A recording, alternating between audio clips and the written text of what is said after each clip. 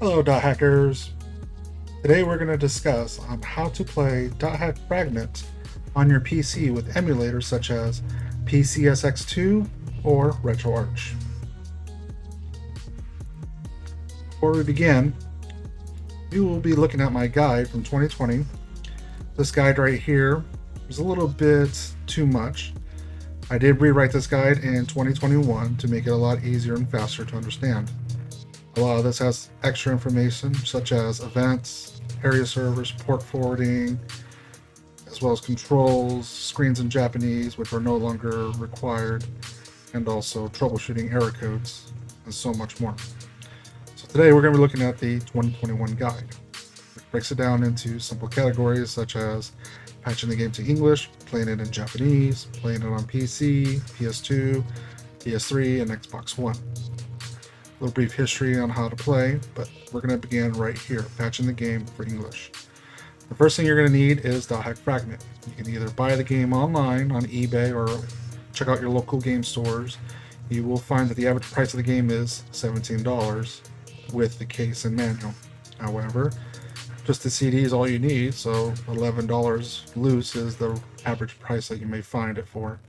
I myself found it at one of my local game stores for $20. So let's say you have the game. You're going to make it into an ISO file. Now you might be asking, how do you make an ISO file? Well, you're going to need a program called ImageBurn, which is going to be the easiest way to patch the game and to make the copy of the game. Right here we have create image from the disk. Click on this button here. Once the disk is in the drive, it will load up. You'll see your drive here. You will see where the destination you want to put the file, in this case E drive, and it's been renamed to fragment.iso. And then when you're ready, click on this button right here. But I already have it made, so we're not going to go through this. And when you start doing the patching process, please make sure to take out the disk from your drive. Otherwise, it's going to start trying to patch it straight from the disk. So we're going to eject that. We're going to download a program called TelliPatcher. TelliPatcher does two important things. Number one, it will create a new ISO image, and this new ISO image is going to have the game in English and able to connect to the new online address. Once again, you're going to need ImageBurn. You're going to need .NET 5 runtime if your computer doesn't already have it. And you're going to need to download TelliPatcher, which is a 1.87 megabyte file. I already have it downloaded, so we're going to extract a file. We are going to take our fragment.iso. We are going to move it into TelliPatch 1.0. There's a button here that says apply patch. You're going to run that not in administrator mode. It's going to take the fragment.iso file and it's going to mount it.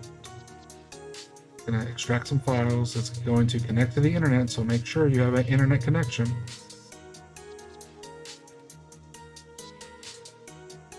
During the process, you're going to have ImageBurn pop up automatically if it's installed properly.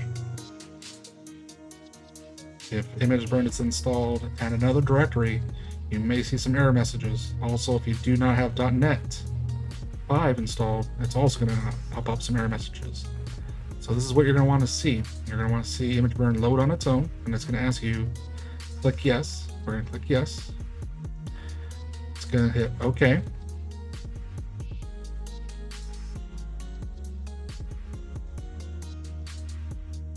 And continue patching. Right now it's connecting to Google because all the English translation so far is on Google Documents.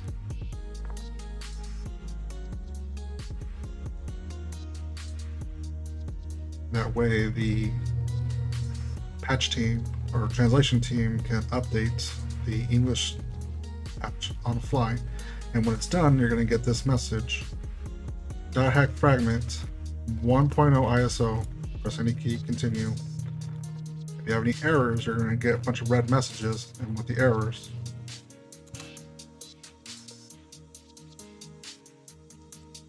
alright, so we press the any key. So we still have the fragment.iso right there, that's the original, and we're also going to have Dothack fragment 1.0 ISO. So now we need to install PCSX2.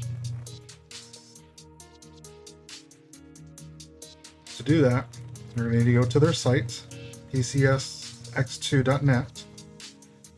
Right here is the system requirements. You may be asking, well, what if my PC is not strong enough? Well, here's your options. Minimum operation requires Windows 7 or newer, 32-bit or 64. The CPU must support SSE2.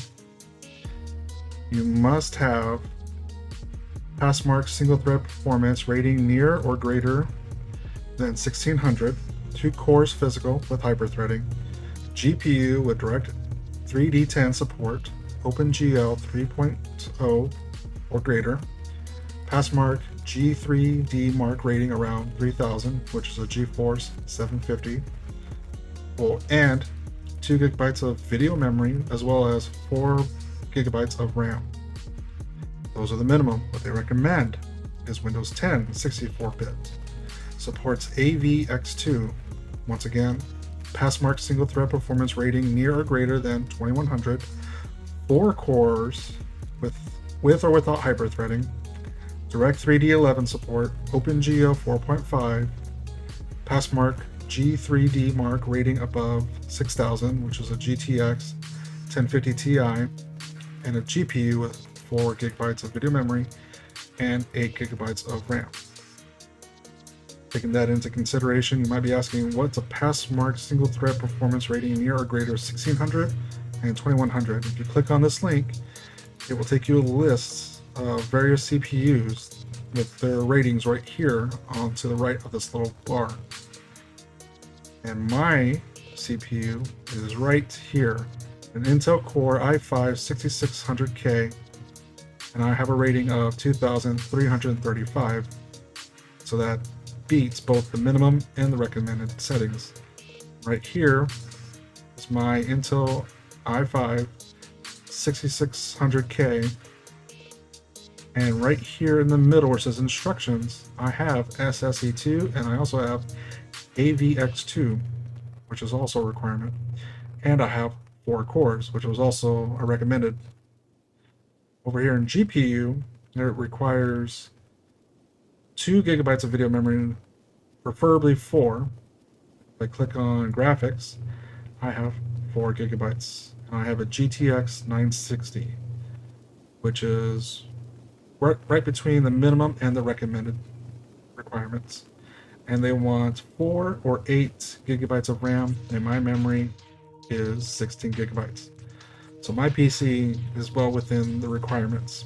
If you want to check yours, download CPU-Z and see what your computer has under these tabs: CPU, memory, and graphics. So then, now that we passed the test, then we can go ahead and download. Now there are 2 options. You can get 1.4 or 1.6. There is no 1.5. There is a 1.7 in development. So you have releases and you have development. Click on releases. Click on Windows. You have 1.6 standalone installer or Windows binary. Windows binary lets you install this wherever you want. So if you want to put this on a USB drive, click on download. I strongly recommend using binary. The standalone installer, your plugins and directories might be here and there. It might be in the game directory, or it might be in my documents. Again, I recommend binary. If you want to go down to a lower version, click on Windows, and right down here, PCSX2 version 1.4 is available. Anything lower than 1.4 is not going to work. So make sure you do 1.4, 1.6, or switch over to 1.7 if you want to try development build, but I have tried it and the Ethernet adapter is not ready yet, as far as I can tell. Basically, you go to development, click on download, all these link to the same thing, and here you have different developments on different dates, such as 4.7 right here, 2021 is the latest. but I strongly recommend 1.4 or 1.6, depending on what your needs are. So the other thing you're going to need is a copy of your PS2 BIOS. Once again, if you choose to get it somewhere else, that's up to you. But here they give you the tools to dump your BIOS from your PS2. You have an option for an ISO or a binary. Download the file. And you're going to have two different options, bin or ISO.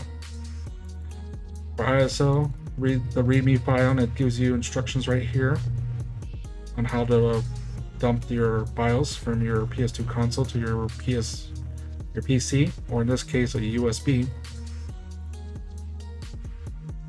But in the end, you're going to have three files: .bin, .mec, .nvm. So we got the patch game already. What you can do, you can go a step further. There's an optional download for English grunty voices. The game does not have any voice audio whatsoever, except for the grunties, the grunty foods in particular. They do talk in Japanese, so if you want to change them to English, you'll need this 782 kilobyte file and a copy of food.e.bin file from a Dothack infection, mutation, outbreak, or quarantine. So we're going to take PCSX2. I have 1.6 right here. We're going to extract it right here.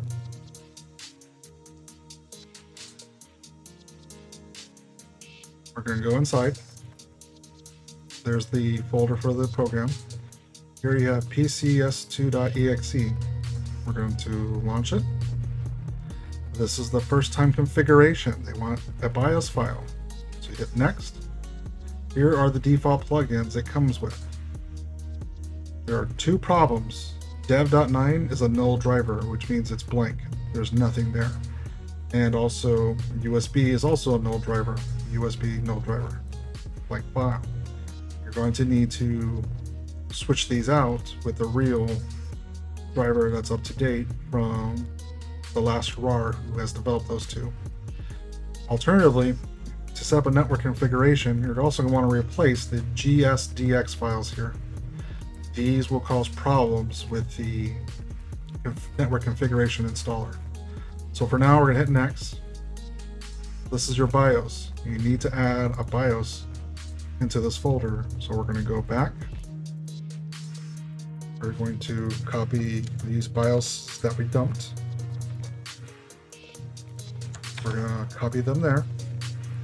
Open the program, hit refresh, and there it is, USA. That's the BIOS that we're going to be using. Hit finish. And here we have PCSX2 1.60. So like I said, we're going to have to replace some of those plugins. So let's start with the USB, the Dev9. These can be found in the guide here. You go down to Playing on PC, Chapter 3. We're going to have a recap of everything I said here. And right here, you're going to need to go to the PCSX2 forums to download CLR USB 86.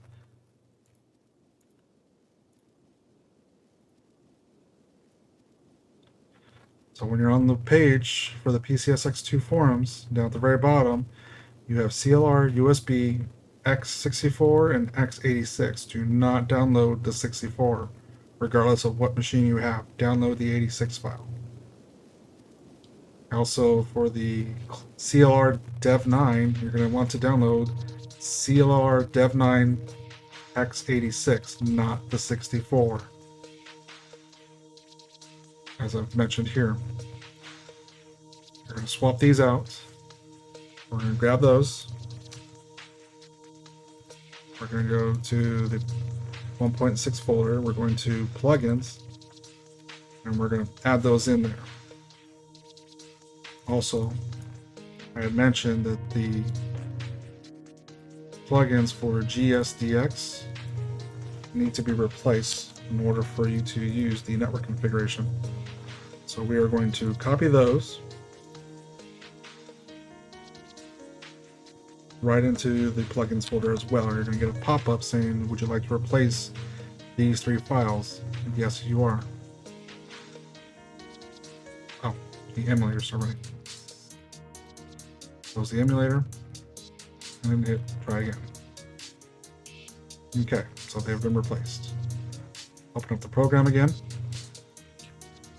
We go down to Video, Config Video GS, Plugin Settings.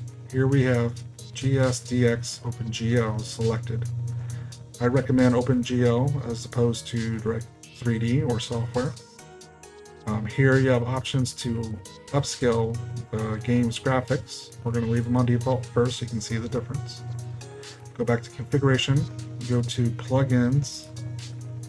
Here we're going to switch the USB with the CLR USB keyboard.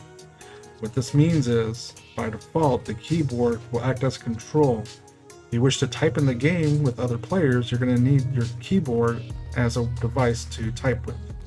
It seems weird that your keyboard on an emulator doesn't act like a keyboard, but that's the way it's set up.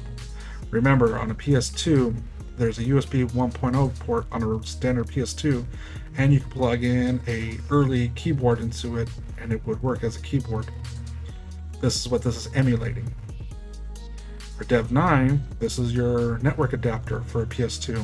It's going to connect your PC to the internet. Without this, your PC cannot connect to the internet for the emulator. This is what this is going to do for you. We're going to select that. We're going to hit Apply. And Dev 9 configurations, here we have Enable Ethernet, Enable Hard Drive. We just need Ethernet checked. That's on by default. Under Options, you will see this. Connection method, sockets, WinSock is default. That's fine. Adapter, auto, that's also fine. But if you have other network cards on your computer that your Ethernet might be connected to, you can change them right there. And all these are set to auto, and that's fine as well. So we're going to leave those alone. We're going to hit OK. Back into configs. If you want to change your Windows, by default it's going to be in 4.3, but you can have an option to go to 16.9. But you may want to enable widescreen patches. So let's get this game connected online. By default, you have 2 memory cards already loaded. They're blank, unformatted. So when you start playing the game, it's going to ask you to format the memory cards, and it's going to make a file for Fragment for the first time. Here, C DVD, select ISO selector. We're going to choose Browse. We are going back, to where the patcher was, TelliPatch, and we're going to choose the Dothack Fragment 1.0 ISO. This will be in English and connect to the current servers. If you choose fragment.iso, this will not connect to the new servers and will instead connect to the old server, which does not exist, and it will be in English. So if I were to select that one, you will have to use run elf inside the patch folder I have here. We have Fragment Patcher 1.0.6 packed.elf. In the guide, if you go to plain in Japanese, it says here, using the elf file, download this 26 kilobyte file, run the elf, and it will change the address that the game is trying to connect to, but maintain the Japanese language. So you'll get this little pop-up. You're going to hit Start. I am using a Xbox One controller that's connected by USB. So this is the Japanese vanilla game with the elf patch. If I go to online, you will see it is in Japanese.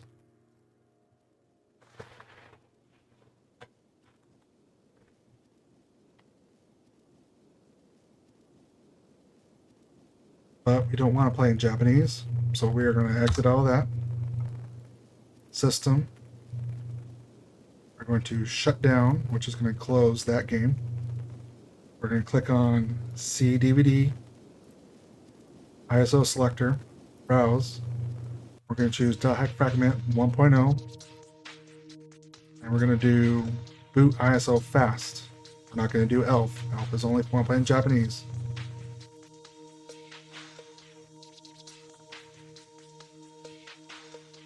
So this has been patched to English.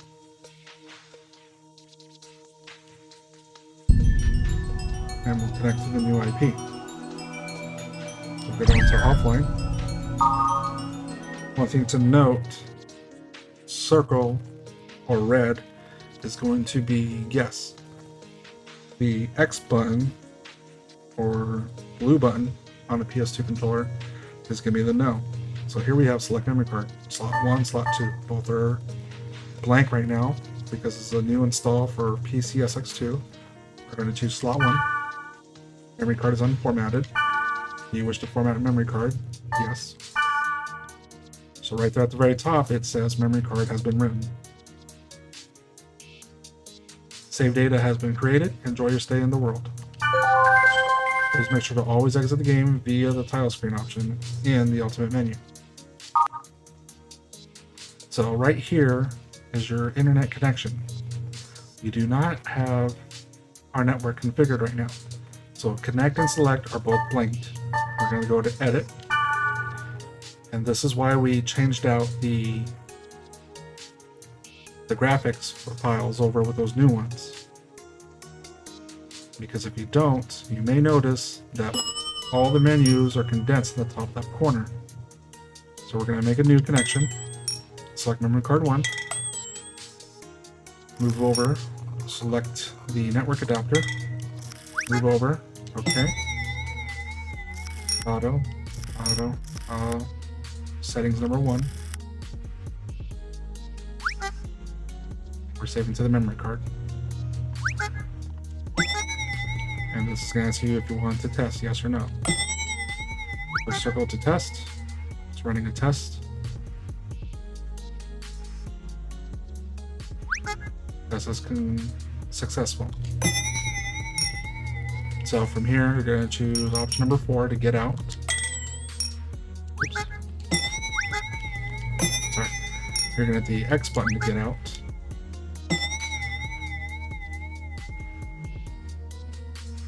So now we have our network adapter that's being emulated connected to our Ethernet ports on our network or our home network. So now we have connect, grayed out, and select. We're going to select memory card 1. We're going to choose setting number 1. And now you have the option to connect online.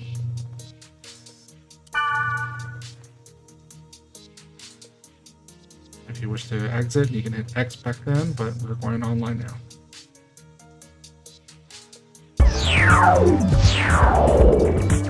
So when you get to the desktop, you are online and you get this message that says welcome to NetSlum.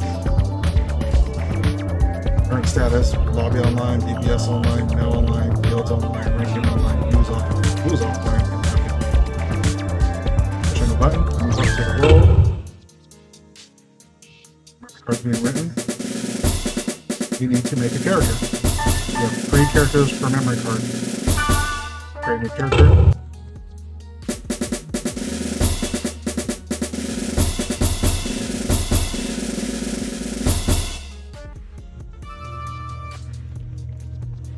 So you have 3 classes to choose from: Twin Blade, Blade Master, Heavy Blade, Heavy Axe, Long Arm, and Wave Master. Whichever class you want, go ahead and select. You have different types of characters. These are just their appearances. And I'm going to enlarge the screen. And you'll notice these borders on the left and the right. That's because we're in 4:3 aspect ratio. If I hit the escape button, it will minimize the game window. The game is not closed, just the window. We go to video, we go to plugin settings. We can actually upscale the quality of the game, such as 2 times, 3 times, 4 times. I would not recommend going more than 4. I would probably stay within 2 or 3 times unless you want crashes. When you get to fields that have a lot of monsters, higher resolutions will actually crash the game. So we'll do 1080p. Anisotropic filtering ×2.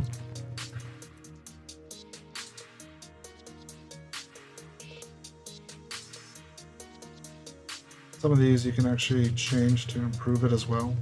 But for now, I'm just going to do those 2 settings there. Go back into configuration, go to video, go to Windows settings. We're going to change standard to 16:9, hit OK. Then we're going to go back to resume. So here we have it in 16:9, but because we're out, we got disconnected. You'll notice that kite looks a little bit chunky. To fix that, we're going to turn on widescreen hacks. Go to System, Widescreen Patches, System, Resume. Let's see if that improved them.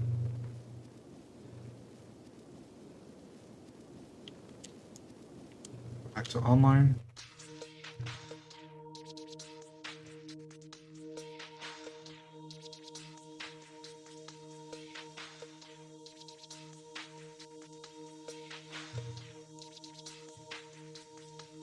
Connect.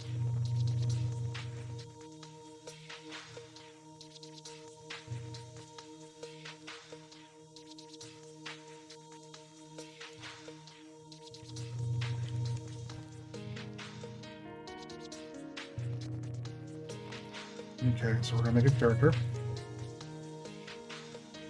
Use Twin Blade. Oh, he's looking a little bit better, but there's more ways you can improve it. You can use a enatch file, which will also help with the scaling there. But for now, we're going to leave it as is. So, at the very top, you have type, color, height, and width.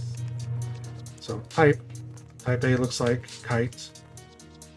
Type B looks like moonstone. Type C looks like a different color, but I believe that looks more like Sora. Some NPCs that you may see in the background of Dothack Infection and all the others. Natsumi style. A A20 style. Another background character, and another background character. So let's say we go to color. We're also going to change some of the appearances of the character, not just the color. So here we have green kite. Let's say we go back and change the Sora looking one, which is this one. We make him green.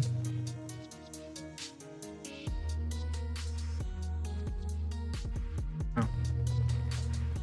It's pink. Pink will make him look like Sora. So we have Sora from Dothack Sign.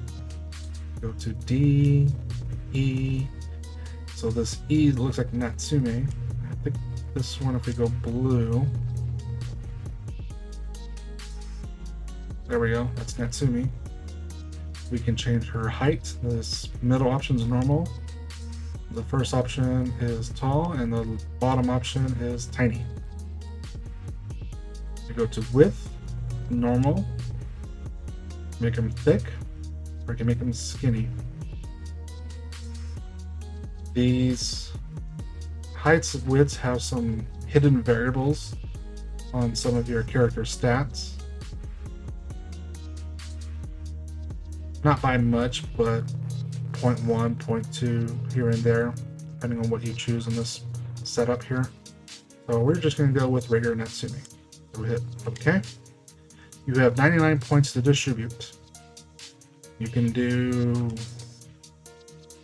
mixing it what you think. Maybe this character, Twin Blade, would be high in attack, Low in defense, better in accuracy, a lot better in evasion, have some magic attack, a little bit of defense, more accuracy, and no evasion for magic.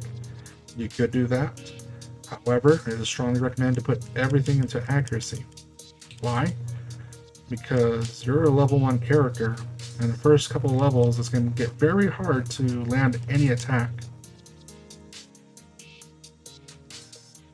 So your equipment and your levels will improve your attack, defense, and evasion, but accuracy, all that strength means nothing if you can't hit the monster.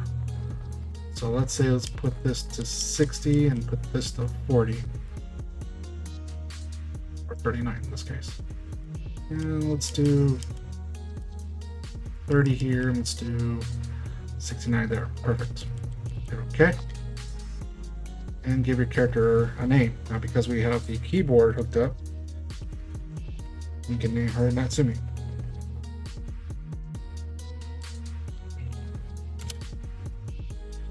Is your name correct? Okay. Is your character correct? Make sure you can change right here any last settings you want. You can change the class, you can move the points again, but if not, hit yes.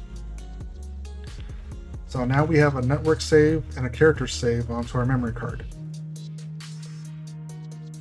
And now we're on the world. Go to lobby. Main lobby. Press the triangle button to view the area servers. That message will only appear for the first time you see this.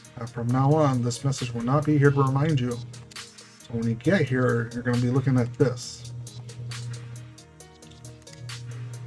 Like so. You're not going to have that press triangle button, and there's no mention of it anywhere on the screen. So hit triangle. Go to area server list. Main, and whoever is hosting their area server online right now, this is the list of the area servers. The ones on the top is the one that's been running the longest. The ones on the bottom are the ones that just came on recently.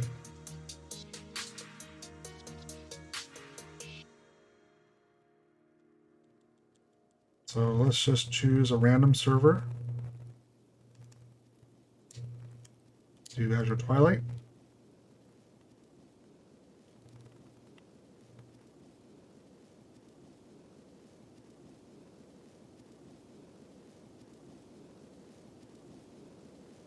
Now we are online on this server, Azure Twilight. If you wish to play with other players, anyone who joins Azure Twilight, in addition to 2 more players, you 3 will automatically be in a party. You can go on adventures, can grind different dungeons and fields together, collecting rare items and everything else, and leveling up your character. For example, I'm level 1 with 0 experience, with 1000 GP. I'm a twin blade class. I have an amateur blade, nomad hood, leather armor, leather gloves, and safety shoes. My skills are saber dance and wrath. I have no awakenings, and that's the extent of my skills. So earlier we put 69 into physical accuracy and 30 into magical accuracy. Down below, you'll see the accuracy is 3 for physical and 5 for magical. Those are just points. They would help you boost these items up to better qualities, but your equipment is going to adjust your stats. So amateur blades gives me 1 in accuracy, 0 in defense, 2 in attack, 0 in evasion,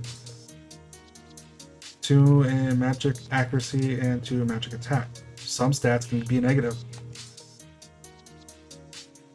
Everything here is +1, +1. Here we have -3 in accuracy for physical and -3 evasion physical. But evasion 13 in magic attack for these leather gloves that I have equipped. Safety shoes also gives me 1 stats for most things. Your equipment will help improve your character or hurt your character. So that's why I would strongly recommend to put everything into accuracy. That way your base is always high, regardless of what equipment you may have. But you level up, that's also going to increase as well. We have basic items. You only hold 40 at a time, as you can see right up here. 40 is your max. 9 is how many items I have right now. This over here notes your storage. You have 99 spaces you can store items in. Right now I have 0 because I'm a new character. 5 health drinks, 5 antidotes, 5 restoratives, 5 resurrects, 5 mage's souls, 5 fortune wire, 1 sprite arena, 5 fairy orbs. And the descriptions are below. Restores HP, cures poison, paralysis, speed down, and decrease in physical status. Cure curses, sleep, confusion, charm, decrease magical status. Resurrects a dead ally. Restores SP. Disarms trapped chests. Lets you exit dungeons, return to the field, because the only way to exit a map is to get out of the dungeon and then do gate out on the field. And Fairy Orb shows you where all the monsters and the fountains are at. We have 2 speed charms, which increases your speed temporarily. We have no treasures or no equipment on hand, except what's already been equipped. Skills, we have Saber Dance and Ref. Saber Dance will use 10 SP for every use. Ref will also use 10 SP, but it will restore 150 HP. You'll notice we do not have Data Drain. In order to get Data Drain, you have to complete the offline mode tutorial. It will be the second field you go to with Mia. She will give you the Data Drain skill. So until I go see her, I will not have Data Drain, which can be useful when attacking stronger monsters. Here you can change your gear. We have none. Shortcuts is going to be very important. It will help you use skills and items quickly without having to pull up the menu. There is no pausing in Fragment. Everything is in real time and live. Unlike Dothack Infection, Mutation, Outbreak, and Quarantine, where you can pause the game, here you cannot. Cards, you can send your card to any of the 2 players that are on this route town. You can edit your card, give a little information about who you are. And friends list is any cards that you've been collecting online or offline. And log out. Make sure you log out every time, otherwise your character could be penalized, such as your level may go down 1, or you may lose some items or lose some GP. Quit.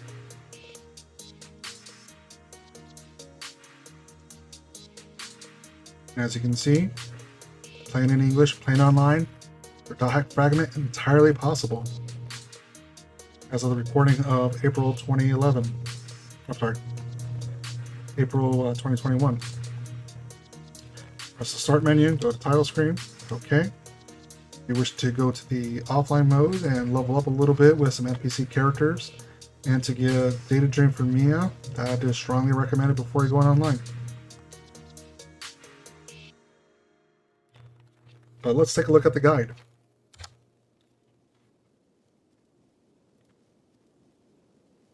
So we discussed how much it would cost to buy the game physically. We discussed on how to install the program, where to download it, how to download BIOS files from your PS2s, where to get the patcher, which will let you connect in Japanese to the new server IP with this little file here, how to connect online, which is the emulator needs this one critical file, the dev9 file by the last RAR, and to use your keyboard, the CLR USB file as well. You can play with the keyboard, however it may be difficult to communicate and move around with the keyboard. So I would strongly recommend, if you want to play with a PS2 controller, you can pick up one of these little adapters from USB to a PS2. They're pretty inexpensive on eBay, ranging between 99 cents on average to about $5. You can also use PS3 controller. If you use the included USB, that's all you need. A PS4 controller, also with the included USB. A Xbox 360 controller, you will need that special little connector to USB that it came with. An Xbox One controller, which is what I'm using. I'm using the included USB that you see here on the screen. A PS2 controller will require that special dongle. If you use a PS3 controller or a Nintendo Switch Joy-Cons, you can use this Bluetooth adapter here. You'll notice on the Switch it has a PS3 or Nintendo Switch little spot for the little Switch to slide down to. But you can't play with Joy-Cons. But you will need special drivers for your Windows computer. Those drivers can be found here. It's called Better Joy. Basically install this software and PCSX2 will recognize the inputs after this driver is installed. So now we're going to move on to RetroArch. The difference between PCSX2 versus RetroArch is a front loader. Basically it means it's a giant menu for many other emulators. And recently, I believe on the 7th, RetroArch announced that they made progress on their PCSX2 core. Core means emulator. So RetroArch is an emulator, but the emulators inside RetroArch are called cores. So if we go to RetroArch, the latest version is 1.9.1, which came out this year. Download stable. I would recommend using the download 64-bit option right here as opposed to the installers, because that way you can make it portable. 64-bit machine or 32-bit machine right here. Also available for Vista, Windows 2000, Windows 98. However, the last three will not be compatible for PCSX2 core. It's also available for Linux and Raspberry Pi. I do have no information if it's compatible yet for those two. But more importantly, you can use RetroArch on the Xbox One and Xbox Series. But you will have to pay for a $20 Microsoft license in order to be able to install the UWP files as seen here.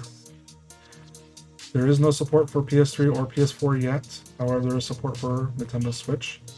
I do not know if the core is ready for the Switch yet, but keep an eye on that. That may become available. So for now, we're just going to download the 64-bit downloader.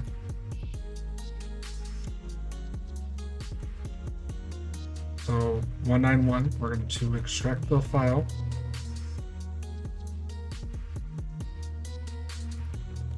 And we are done with PCSX2. We're going to shut down the game and close the emulator.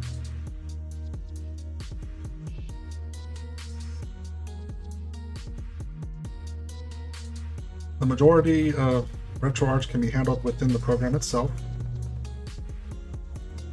We're going to go inside. We are going to scroll down to the exe file.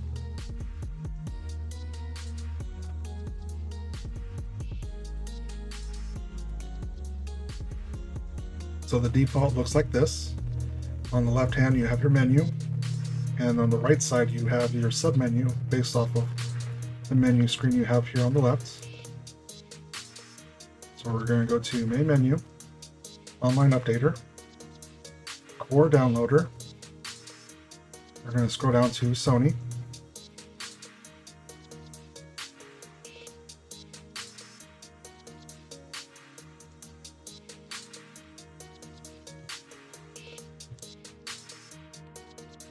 The Sony PS2. Right here we have PCSX2. We also have play exclamation point. We're going to be using the PCSX2 right now. Hit enter and it says it has installed the core successfully. However, it does not come with BIOS files. You will have to provide those yourself again. So we're going to minimize that. We are going to go to where we have our BIOS. Going to copy those. Go into RetroArch. Right here, we're going to look for System. We're going to click on System. And we're going to paste them right here for now. Actually, I need to run the emulator first. So let's go to back. We're going to load core, PCSX2. We are going to load content. And let's move the patch game. Copy that. RetroArch. We're going to go to their downloads folder. Paste the game right there. Downloads, and there's the game. And it tells you failed to load content, which was expected, because we need to move the BIOS into the proper system folder.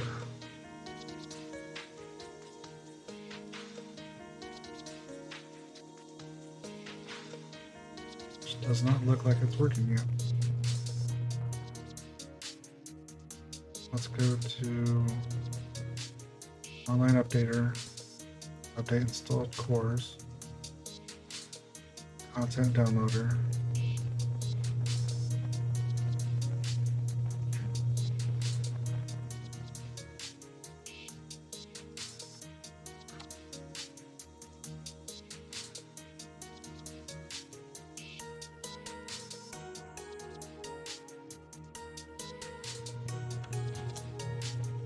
so inside the folder, it should look like PCSX2. I believe I forgot to copy this over. So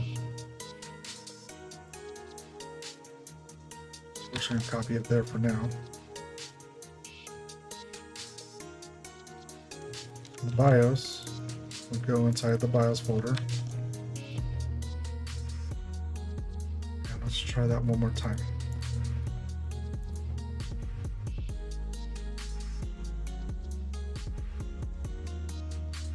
Load the core, PCSX2, load the content.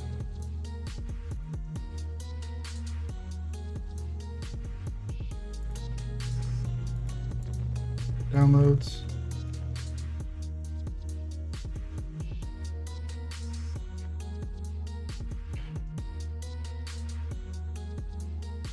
And there we go. So, the core does not have network support just yet, but you still can play the game offline.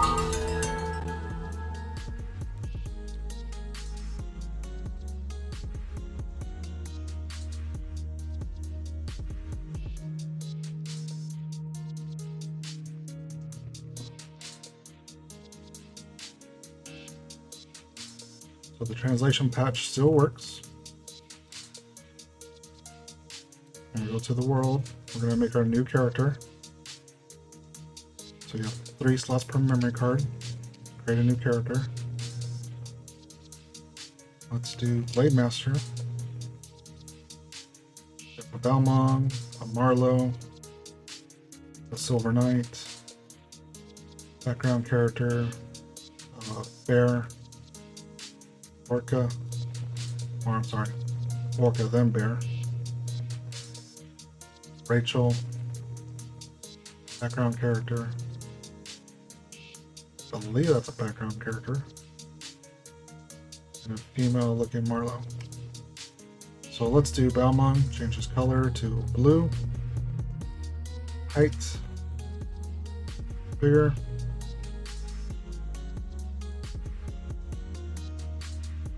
or we can go smaller. Tiny little Balmong with a big sword, why not? Looks good to me. Let's put everything into accuracy.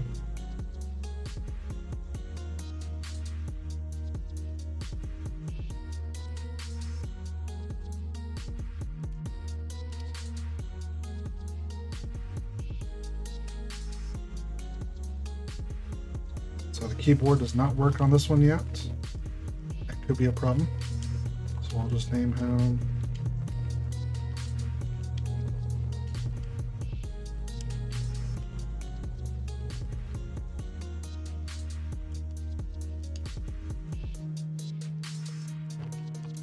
Come on.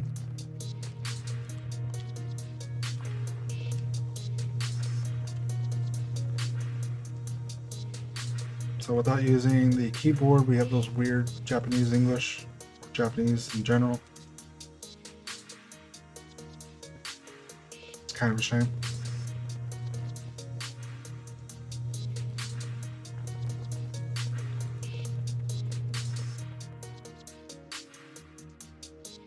So this is the tutorial, and here we have Bear. So let's see. We hit F1, we get to the quick menu. Let's see what options we have. So we have BIOS, fast boot on, render auto, frame skip off, frames to draw, frames to skip, internal resolution. What do we have here? So we can upscale with internal resolution, software render threads, backspace, video layout, rewind, latency, roles, cheat, disk, shaders, overrides information. Let's see what that looks like. So, Balmung's definitely looking a lot better now. And so is Bear over there. Before they looked pretty little sketchy. So this is what happens when you mess with the resolutions. So native PS2, if you remember,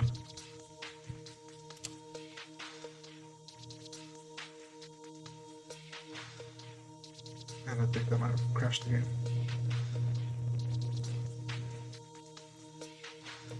So that's an alpha build of the PCSX2 core, which you'll find here in the cores folder on 4/9/2011. But the best way to play Dothack fragment, in my opinion, is going to be PCSX2. It's going to run a lot better, a lot smoother. We still have it selected there. Boot fast.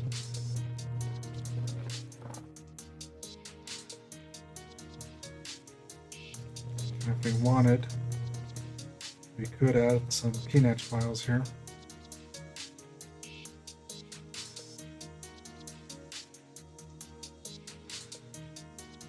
I went to cheats.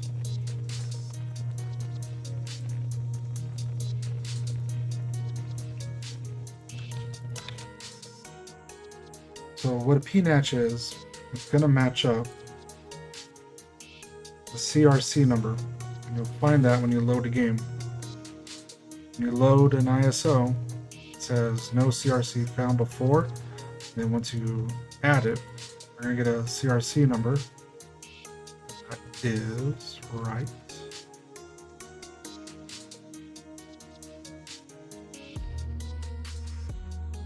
Somewhere around here.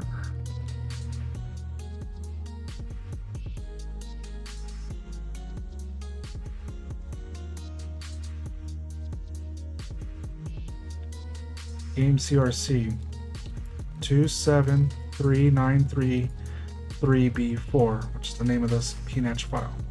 So anything we add in this file will affect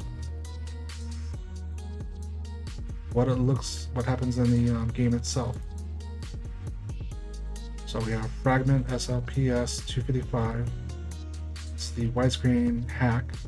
These can help improve it both offline and online. In order to use them, we have to use enable cheats.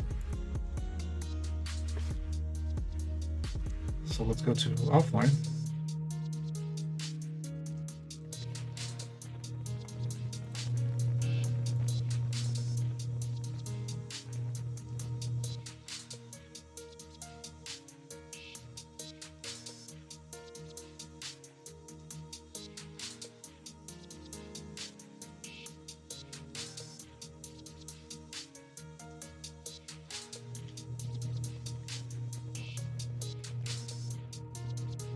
So our offline character we made, Natsumi, is playable both offline and online. We're going to load her up.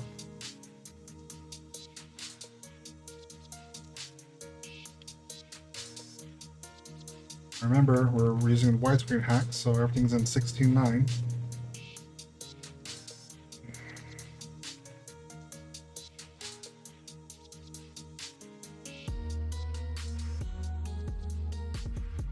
So here we have Natsume and Bear over there.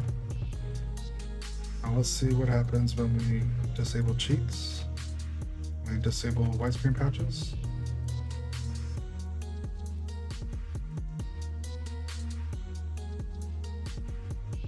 So if I look at Bear's shoulders there, let's see if we get a change.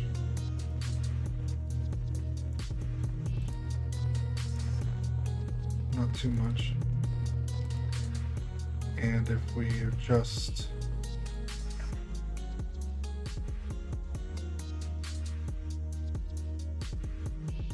plugins, we have it on 3 times native, so native PS2.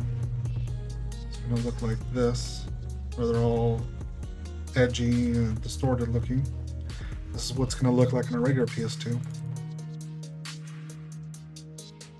or close to it. So 2 times at 720. Definitely looks a little bit better.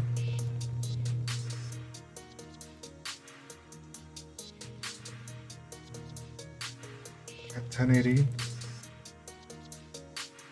looking a lot more crisper.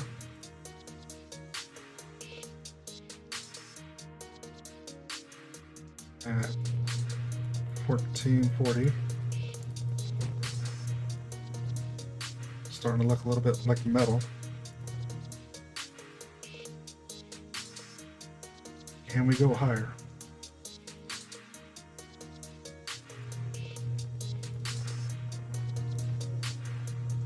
Well, let's see what happens.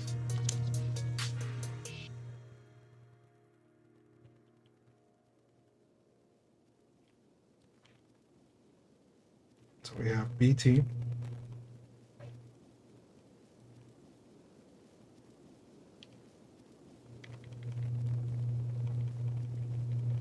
So this is part of the tutorial. You get member addresses, and that's pretty much the whole point of the offline mode, is collecting member addresses for all the characters from Dothack Sign, Dothack Infection, Mutation, Outbreak, Quarantine, and even a small cameo from Legend of Twilight. I won't tell you who. Find out for yourself.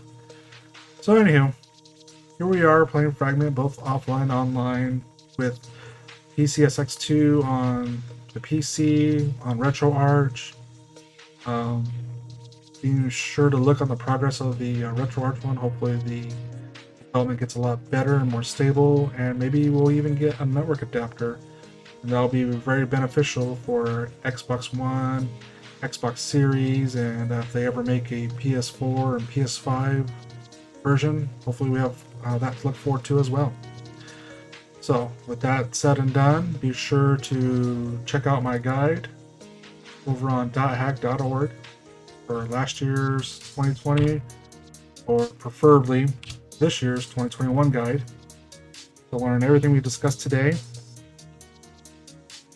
or patching the game, playing it in Japanese if you preferred, playing it on PC, playing it on a PS2. I did a video recently on that as well. There we're using FreeMcBoot to load the game into PS2 Fat and PS2 Slim, so all that is definitely possible. You can play however you want.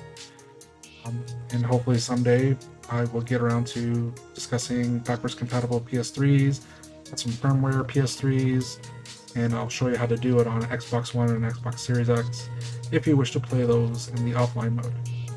Until then, thank you for watching, and if you have any more suggestions or videos you'd like to see, please be sure to leave them in the comments below. Until then, thank you, and be sure to read the links in the description below.